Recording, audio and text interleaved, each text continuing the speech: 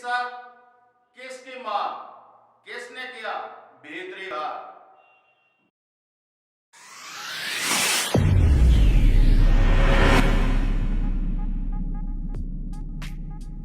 राजनीति में कोई किसी का सगा नहीं, कोई किसी का दुश्मन भी नहीं। कब कौन कहाँ किसके साथ हो ले कह नहीं सकते। कभी दोनों साथ साथ चलने वाले राजनीति के मुकाम पर एक साथ सफ़र करने वाले नीतीश और लालू अब एक दूसरे पर आरोप और प्रत्यारोप का एक दौर सा चला रहे हैं।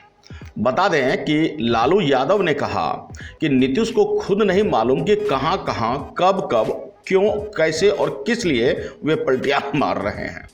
नीतीश ने 2015 के विधानसभा चुनाव में डीएनए मामले को बड़ा मुद्दा बना दिया था।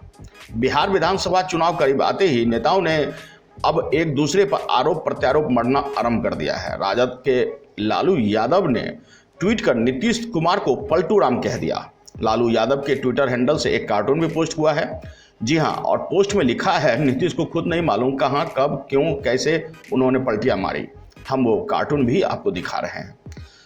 आपको बता दें कि उठाया था डीएनए का मामला और लालू ने अपने ट्वीट में नीतीश के डीएनए मामले को फिर से उठाया है।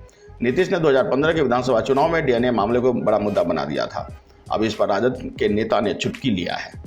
21 अगस्त 2015 को चुनावी सभा में प्रधानमंत्री नरेंद्र मोदी ने कहा था कि जीतन राम मांझी पर जुल्म हुआ तो मैं बेचैन हो गया। एक चाय वाली की थाली खींच ली, एक गरीब के बेटे की थाली खींच ली, लेकिन जब एक महादलित के बेटे का सब कुछ छीन लिया तब मुझे लगा कि शायद डीएनए में ही गड़बड़ है।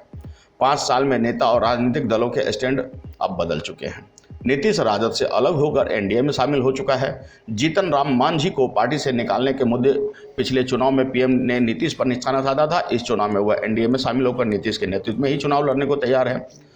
ऐसे में लालू प्रसाद यादव ने नीतीश कुमार को पलटू राम कह दिया। बता दें कि नीतीश कुमार के ऊपर तेजस्वी यादव और तेज प्रताप यादव भी खूब हमला बोलते रहे हैं। देखना होगा कि इस चुनाव में, बिहार विधानसभा चुनाव में लालू प्रसाद यादव अपने दोनों राजकुमारों को किस तरह राजनीति के बिसात पर शतरंज की एक प्रमुख मोहरा बनाकर नीतीश सरकार को घेरती है।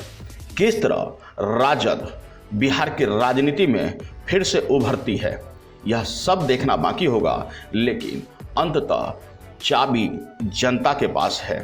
वोटों की आखिरकार अपनी ताकत जनता के ही पास है। अब जनता दिखाएगी कि वे 15 साल के लालू प्रसाद यादव की पार्टी या 15 साल के नीतीश कुमार के साथ है। भला अब 15 सालों के बीच वे किन्हें चुनती है।